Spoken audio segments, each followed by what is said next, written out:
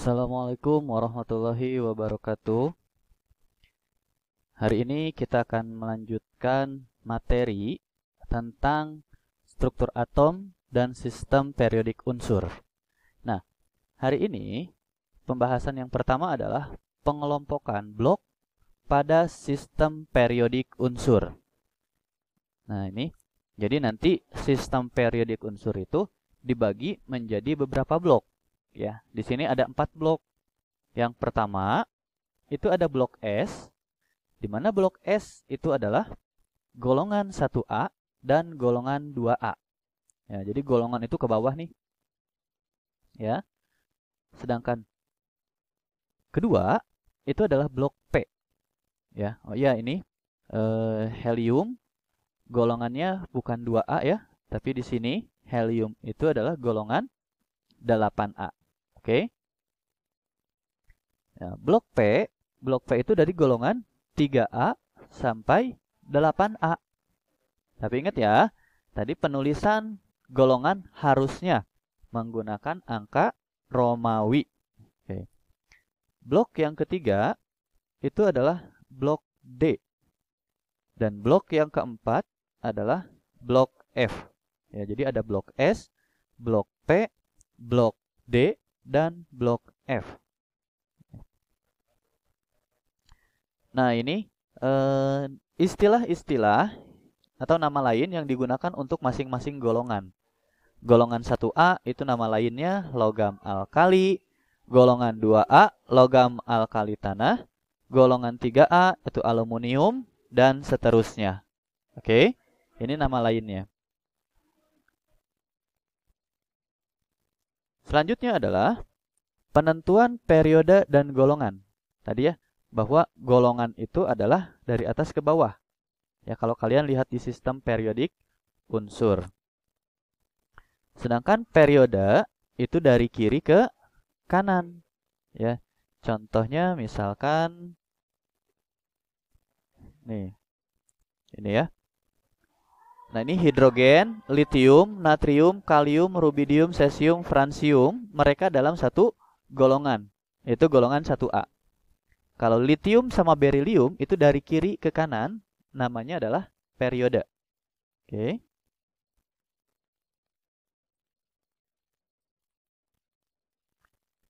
Nah, penentuan periode dan golongan itu bisa menggunakan dua cara. Tapi tetap caranya adalah konfigurasi elektron. Karena konfigurasi elektron ada dengan cara Niels Bohr, ada dengan Aufbau atau mekanika kuantum. Nah, tapi konfigurasi elektron Niels Bohr itu hanya untuk golongan A saja. Jadi golongan 1A sampai golongan 8A atau blok S dan blok P. Ya. Sedangkan konfigurasi elektron Aufbau itu bisa digunakan untuk semuanya. Ya, jadi kelemahan Niels Bohr itu adalah hanya untuk golongan A. Nah, baru kita akan melakukan penentuan periode dan golongan dengan konfigurasi elektron Niels Bohr. Pertama, periode adalah jumlah kulit. Ya, kita sudah belajar minggu kemarin itu tentang penentuan jumlah kulit. Sedangkan golongan adalah elektron valensi. Ya, jadi periode golongan, ya periode jumlah kulit, golongan adalah elektron valensi. Contoh, di sini kita punya natrium. Nomor atomnya 11, konfigurasinya adalah 281. Nah, di sini kita lihat jumlah kulitnya. Jumlah kulitnya ini 1, 2, 3. Maka jumlah kulitnya 3. Artinya periodenya 3. Golongannya 1A. Kenapa golongannya 1A? Tadi golongan itu adalah elektron valensi. Nah, ini elektron valensi kan elektron terluar, ya. Karena elektron valensinya 1, maka golongannya 1A. Dan penulisan golongan harus menggunakan Romawi. Oke. Nah, kalau konfigurasi elektronnya sudah kita bahas pada pertemuan sebelumnya. Yang kedua, itu ada S, sulfur atau belerang, nomor atomnya 16. konfigurasinya adalah 2, 8, 6. Jumlah kulitnya 1, 2, 3. Artinya periodenya 3. Golongannya elektron valensi 6. Maka golongannya adalah 6A. Ya, nah ini adalah menentukan periode golongan menggunakan konfigurasi elektron Niels Bohr. Penentuan periode dan golongan yang kedua yaitu adalah dengan konfigurasi elektron Aufbau. Periode nomor kulit terbesar. Ya, intinya sih jumlah kulit. Ya, periode itu jumlah kulit. Golongan adalah elektron valensi. Sama dengan yang tadi. Ya, hanya ada sedikit perbedaan dalam penentuan elektron valensi. Golongan, itu ada golongan utama. Golongan utama itu adalah golongan A. Golongan 1A sampai 8A. Ya. Golongan itu yang kedua ada golongan transisi. Ada transisi luar, ada transisi dalam. Ya, golongan utama adalah golongan A. Transisi adalah golongan B. Golongan utama itu ada blok S dan juga blok P. Sedangkan transisi, ini dulu ya. Nah, golongan utama blok S itu dilihatnya nanti lihat ujungnya. Kalau ujungnya itu adalah S pangkat 1, artinya golongannya adalah 1A. Kalau ujungnya S pangkat 2, maka golongannya 2A. Nah, kalau golongan 3A, itu ujungnya adalah P. Nanti P-nya pangkat berapa, ditambahkan dengan NS-nya pangkat berapa. Misalkan di sini 3S pangkat 2, 3P pangkat 1. Maka P ditambah S-nya adalah 3. Maka golongannya adalah 3A. Berarti kalau 4A, ini NS-nya pangkat 2, P-nya pangkat 2. Jadi kalau dijumlahkan S dengan P itu 4. Maka golongannya 4A. Kalau 5A berarti jumlahin 5. 6A dijumlahkan 6. 7A dijumlahkan 7. Dan 8A dijumlahkan 8. Oke, jadi 8 itu adalah penjumlahan antara S dengan P. Selanjutnya, golongan transisi atau golongan B. Ada blok D dan juga blok F. Ya. Nah, ini golongan B atau transisi. Nah, ini ada transisi luar dan juga transisi dalam. Transisi luar itu adalah blok D. Transisi dalam itu adalah blok F. Nah, penentuan golongannya itu adalah NS pangkat 2. Jadi S itu selalu pangkat 2 nantinya. Ya. Sedangkan kalau D ini adalah N-1. Jadi kalau di sini 4S, maka pasti di sini 3D. Jadi D itu selalu berkurang 1 dari S. Jadi kalau di sini 4S, maka ini 3D. Kalau ini 5S, berarti di sini 4D. Ya. Kita jumlahkan antara S dengan D-nya. Kalau dijumlahkan hasilnya 3, maka 3B. Kalau dijumlahkan hasilnya 4, maka 4B. Dijumlahkan hasilnya 5, 5B. Kalau 6, 6B. Kalau 7, 7B. Nah, ada sedikit berbeda pada golongan 8B. Ini D-nya bisa 6, bisa 7, bisa 8. Jadi kalau dijumlahkan 8, 9, 10, golongannya sama, yaitu 8B. Jadi ini D-nya mau pangkat 6, mau pangkat 7, mau pangkat 8, tetap golongannya adalah 8B. Kalau 1B dijumlahkan hasilnya 11. Kalau hasilnya 12, maka golongannya adalah 2B. Ya, ini harusnya 2B. Bukan 1B. Transisi dalam blok F itu adalah golongan 3B. Jadi semuanya adalah golongan 3B. Tapi nanti ada lantanida dan aktinida. Jadi kalau periodenya 6 itu lantanida, kalau periodenya 7 itu adalah aktinida, ya. Nah, ingat ya di sini bukan 1B tapi 2B nih, yang ini nih, yang terakhir di sini ujung. Oke.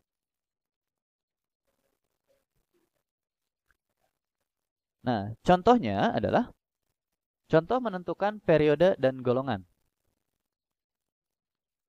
Ca, nomor atomnya adalah 20. Maka bisa kita singkat dengan AR. AR adalah kulit ketiga. Maka setelah AR itu adalah 4S pangkat 2. Ya, karena jumlahnya adalah 20. AR kan 18 tambah S-nya 2 adalah 20. Kenapa periodenya 4? Karena ini jumlah kulitnya adalah 4. Ini jumlah kulit. Kalau golongannya, itu lihat di sini. S-nya pangkat 2. Artinya golongan 2A. Oke. BR. BR disingkat oleh AR juga sama. Ya. Setelah AR adalah SDP. Ya, setelah AR itu adalah SDP. Di mana S-nya itu adalah pangkat 2, D-nya 10, P-nya 5. Karena kalau dijumlahkan totalnya harus 35. AR itu adalah 18 ditambah 2, 20. D itu 10, jadi 30 tambah 5 berarti 35. Ini 4S. Nah, ingat, nomor D di sini adalah selalu berkurang 1 dari S. Jadi kalau S-nya di sini 4, maka D-nya itu adalah 3. Sedangkan kalau P itu sama dengan S. Jadi 4. Nah, ini adalah konfigurasi elektronnya. Sekarang kita tentukan periodenya. Di sini periodenya adalah periode 4. Kenapa periode 4? Karena nomor kulit terbesarnya adalah 4. Ini kulit keempat. Ya. Sedangkan menentukan golongan, karena di sini ujungnya P, maka harus ditambah dengan S. Ya, jadi S ditambah P. S-nya di sini 2, ya, P-nya pangkat 5. Jadi totalnya adalah 7. Maka golongannya adalah 7A. Yang ketiga, di sini ada MN. MN disingkat dengan AR. Ya, sama ya. Kalau AR maka selanjutnya adalah SDP. SD, ya, cuman kalau MN cukup sampai D, ya, karena nomornya cuman 25. S-nya pangkat 2, D-nya pangkat 5. AR kan 18 tambah 2, 20 tambah 5, 25. Ini 4S dan 3D, ya. D itu berkurang 1 dari S. Periodenya adalah periode 4. Karena nomor yang paling besar adalah nomor 4, nomor kulitnya. Golongannya adalah, karena ujungnya D, maka S ditambah D. Ya. S-nya 2, D-nya 5. Maka golongannya adalah 7B. Oke. Ini adalah baru 3 contoh menentukan periode dan golongan. Contoh selanjutnya adalah menentukan nomor atom dari periode dan golongan. Kalau tadi ada nomor atom, kita menentukan periode dan golongan. Nah, kalau sekarang kita balik. Nanti periode dan golongannya sudah diketahui dan kita disuruh mencari nomor atom. Misalkan begini. Unsur X terdapat pada periode 4. Golongan 5A. Berapakah nomor atom unsur X tersebut? Nah, ini bisa kita jawab. Di sana periodenya adalah periode 4. Artinya nanti N-nya itu sama dengan 4. Dan golongan 5A pasti ujungnya itu adalah P pangkat 3. Kenapa P pangkat 3? Karena untuk menentukan golongan kan harus ditambah dengan S. Dan S-nya itu adalah pangkat 2. Nah, supaya jadi 5, maka P-nya pangkat 3. Oke? Jadi kalau kita gabungkan antara periode dan golongan adalah 4P pangkat 3. Gitu ya.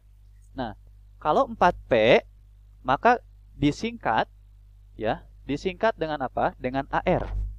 Kenapa dengan AR? Karena sebelum kulit keempat adalah kulit ketiga dan kulit ketiga adalah AR. Ingat ya.